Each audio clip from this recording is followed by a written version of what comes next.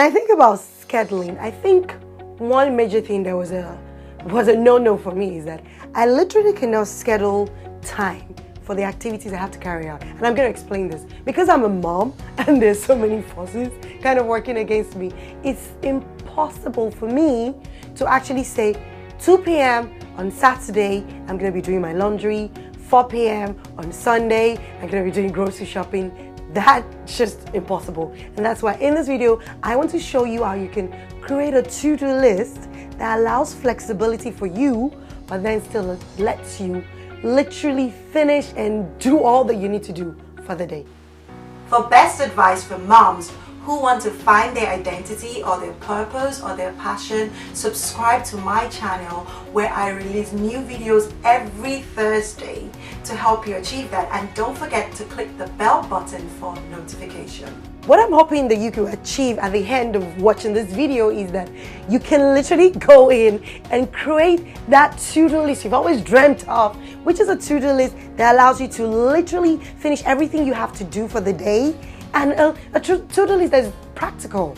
So I'm going to show you how you can do that. And the first one is this. You need to find out your goals. I cannot stress this too much. And the reason why I say that is it's such an intimidating thing for moms, because most times when we're creating a to-do list, we create our to-do list based on what we think that people expect us, things you think that we expected to do, as opposed to the things that we should really be doing. And what are the things we need to be doing? They are working towards our goals. And this is another funny thing. Most moms don't actually take time to figure out what those goals are, because our goals have changed. Whether you're a new mom or you've been a mom for a while, they change and they keep changing. As the children are growing, they keep changing. So you need to really highlight your goals. That's the first place to start.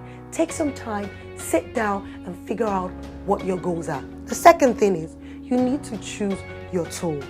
Now, this is super, super important. And why am I saying that?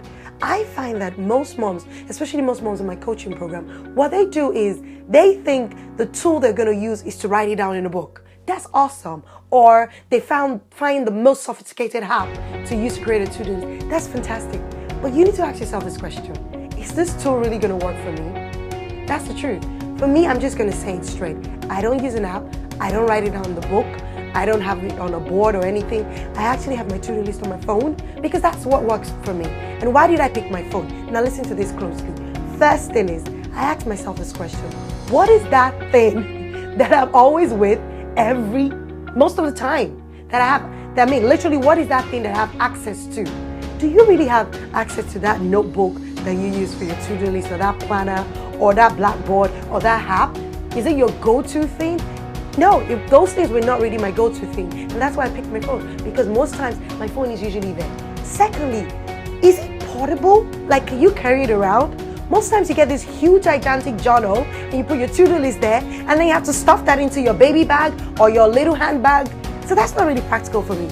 My phone goes with me everywhere and I need it. And as I go on in showing you how to create a to-do list, you will see why I actually picked my phone. Now, disclaimer, you don't have to use your phone. You don't have to use notes on your phone. Still use what works for you. And that's why I say choose your tool based on what will work for you. Very key. Now the third one is you need to have a main list. Now this is life-changing. For me it was. If you keep writing out to-do lists and writing out all the things you need to do on a daily basis, I found that as a mom, there are those other things that you need to do that keep lurking in your mind. And so even if you finish with a day and you're able to go through your to-do list, supermom mode, you still have those things that you need to get done that were not on your to-do list. They're still lurking, that makes you feel like you're successful with your day. So you need to have a main list, and I'm going to explain how you do it. What you literally need to do is do a brain dump. Like literally write out every single thing on earth that you want to achieve, from cleaning out your closet to cleaning out your children's closet to cleaning out that drawer, that drawer in the kitchen, to whatever. Just have a brain dump and put it all out, all the things you need to do. Now, note some things, and I'm going to go through it. First thing you need to note is don't get overwhelmed when you look at that list. Nope, it's a brain dump. So it's not going to look good. It's going to look ugly. And then the second thing is That list is an ever-growing list. And you should tell yourself that. This list, I'm never going to get to the end of it. It's my ever-growing list. So what happens is, if you have a main list and you save it on a tool that works for you, you need to visit that particular list every single time something pops up in your mind. So for me, I have my phone. If it pops up in my mind that, oh, I need to do clothes shopping for the kids, I add it to that ever-growing list that I don't get overwhelmed with, and that's my main list. Now, this is one thing you do with that main list.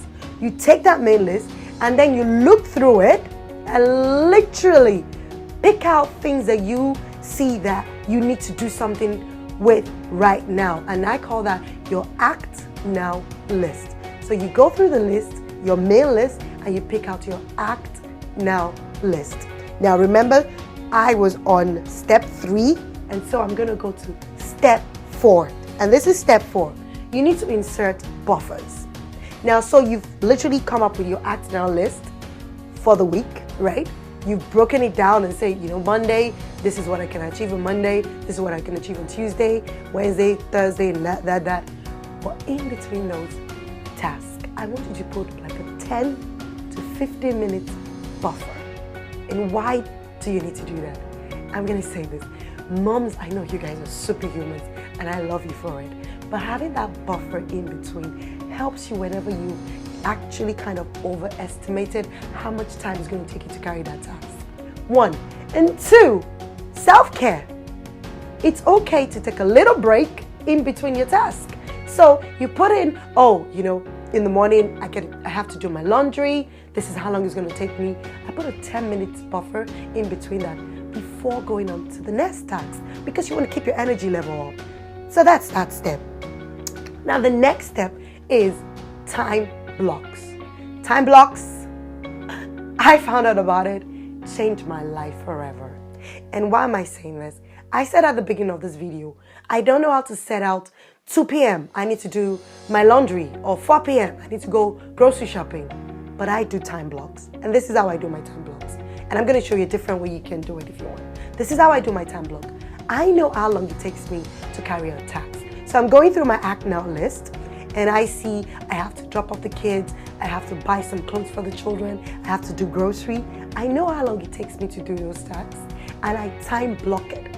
I don't set times for it, but I time block it. So this is what I do. I know that all these things, because in the morning, that's when I have my highest energy. So I need to get these things done in the morning. So in the morning, I know the things I need to do.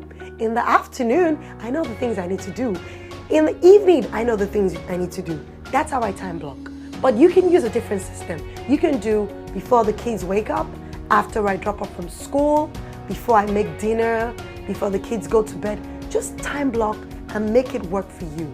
So you create time slots for yourself, different times of the day that you know would work for you, and insert those tasks on your Act Now list in those time blocks. You got the concept? Awesome. And don't worry, I'm going to show you in my next video how to actually make your to-do list very effective, so you literally don't have any reason not to stick to it. So don't worry. So I'm going to go on to the next step, which is have a done list. I cannot overstress this. Now, I know that as super moms, the thing about humans is, and this is not just us moms, the first thing that we think about is all our weaknesses, all the areas where we've not done well. But when you start looking at your to-do list from a place of a done list, you feel better. So now you have your Act Now list, you've broken it down to time blocks.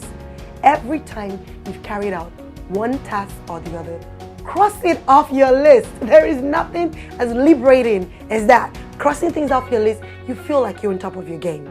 Now you can take it a step further and actually create a done list. So rather than crossing it off on your list, have another list of your done list.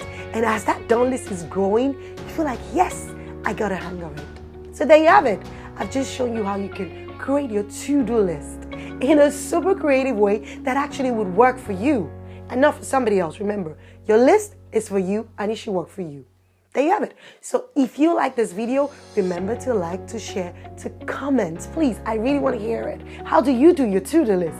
And also share this video and subscribe to my channel because every Thursday I release new videos. And don't forget to click the bell button so you don't miss my next video.